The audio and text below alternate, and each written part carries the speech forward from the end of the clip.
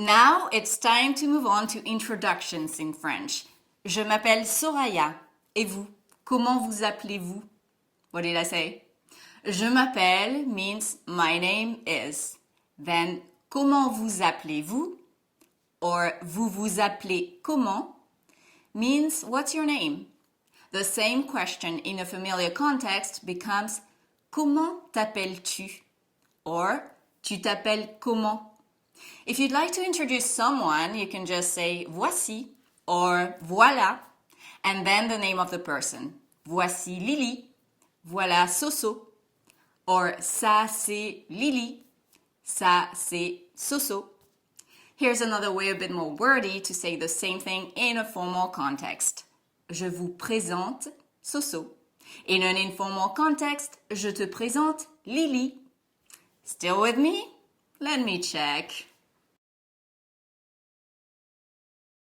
Moving on, you now know how to give your name, but what if the person you're talking to can't understand what your name is? You may have to spell it in French. So let's get you ready and go over the French alphabet. The good news is the French alphabet has the same 26 letters as the English alphabet. The bad news is those letters are pronounced differently. Here it is. Repeat after me.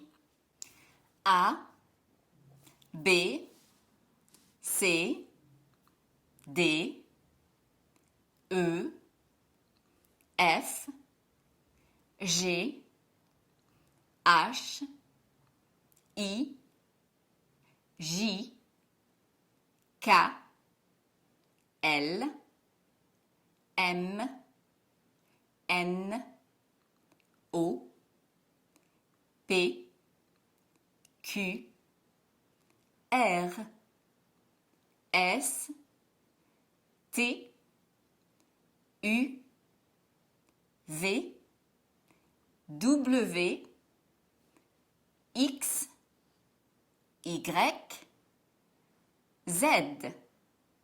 Okay, guys, have you stumbled upon a couple of tricky letters? How about G and J? G is pronounced G and J is pronounced J. I'm still struggling with those in English, so no panic. It might take a while for you to get used to it.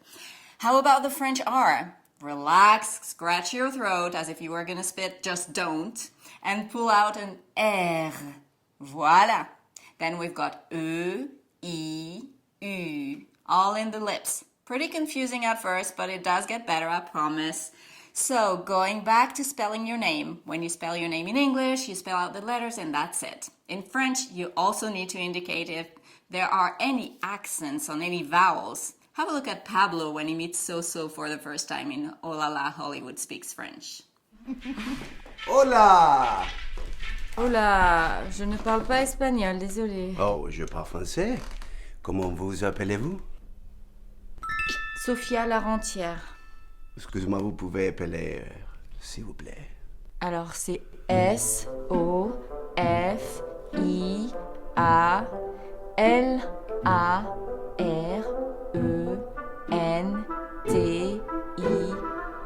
accent grave, R-E.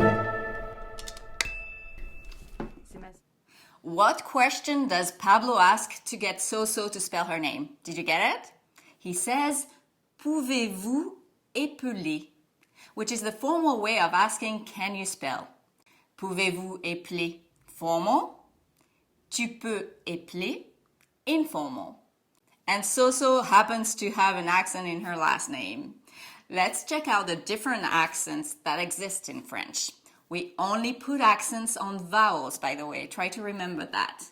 L'accent aigu is used on the letter E only. It changes the E sound into an A. Look at my lips and just mimic the movement. E, A.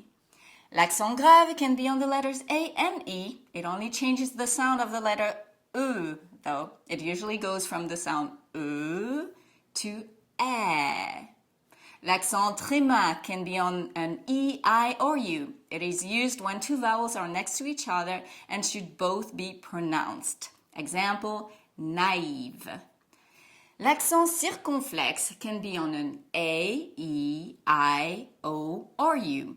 It only changes the pronunciation of the letter E though. Instead of the E sound, we will have an E sound. And actually, E accent grave and E accent circonflexe sound exactly the same. Well, that's it for accents. Now on to a little graphic sign that goes under the letter C. It looks like the number 5 without its stop and comes right under the letter C, only when that letter is followed by the vowels A, O, and U. It is called a cédille. You've actually already seen a cédille in the expression ça va. The letter C followed by the vowels A, O, and U has a hard sound K. The letter C followed by the vowels E, I, Y has a soft sound S. That's why we're never going to have a CD with an E, I, or a Y. I've said it all. Time for you to finish this lesson with a little spelling exercise.